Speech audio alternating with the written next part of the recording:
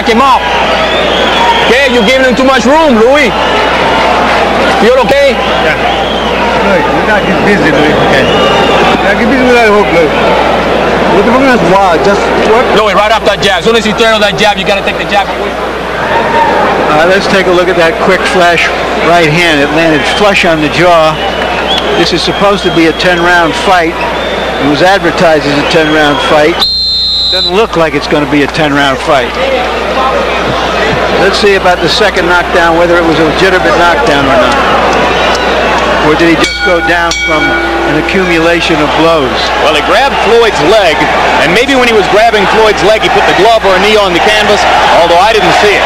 I think he's just trying to hold himself up. So in that case, the referee must have ruled that he kept himself up only by holding on to Floyd. And that's why he gave him a standing 8 count.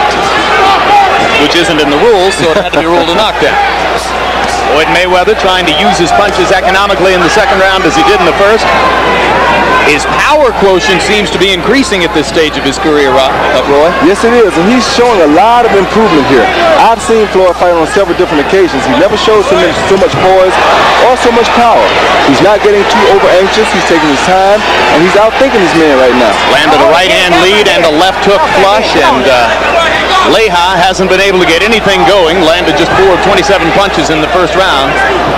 Louis Leija just a little bit too slow to be able to match up with Floyd Mayweather.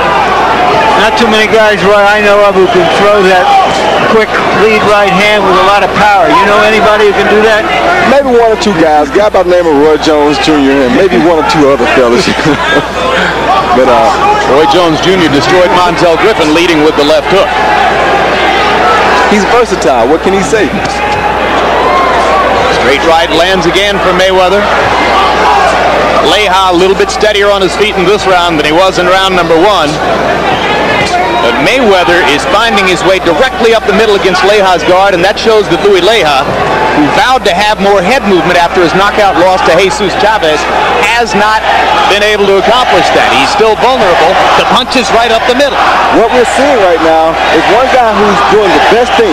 The best defense is offense. That's what Floyd has going for him right now. He's out in front of Leija. Everything Leija does is following what Floyd is doing. Anytime a man gets that far out in front of you, it usually means trouble. Leija had a chance there to try to go to Mayweather's body, but wasn't able to release any punches. He's totally tentative and back on his heels now. For that reason, there's the third knockdown of the first 2 rounds. 5, 6, 7. Floyd is totally pumped. See your gloves. You okay, champ? Okay.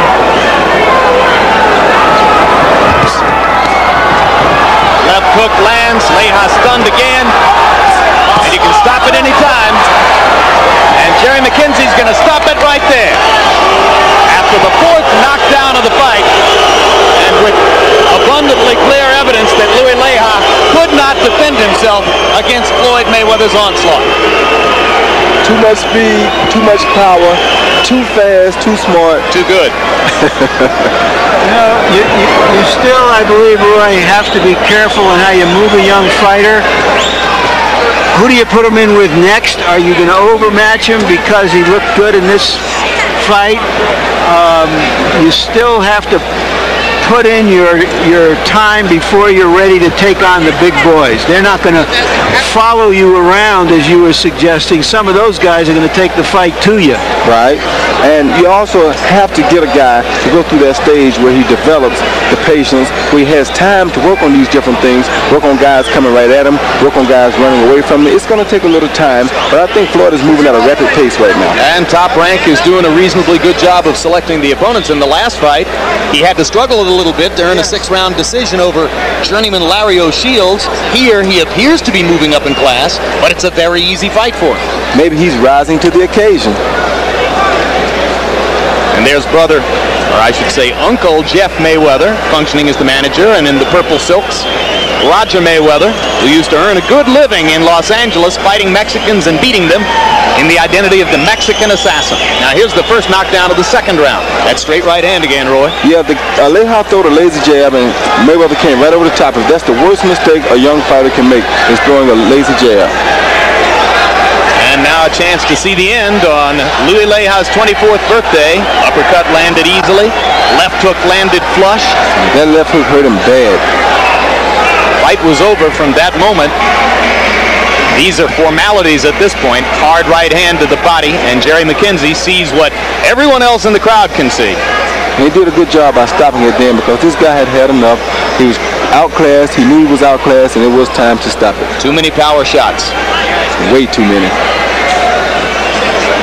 So 130-pounder Floyd Mayweather expected within the next few years, if all goes well, to fight at 130, try to win a title, and go to 135, 140.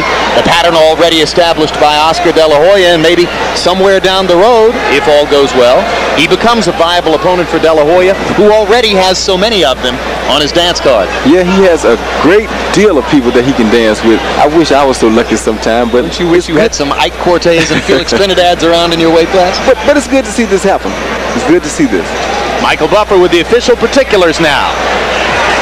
Ladies and gentlemen, referee Jerry McKenzie calls a halt to the bout. The official time, 23 seconds of round number 2. The winner by TKO victory, still undefeated, Pretty Boy Floyd Mayweather Jr.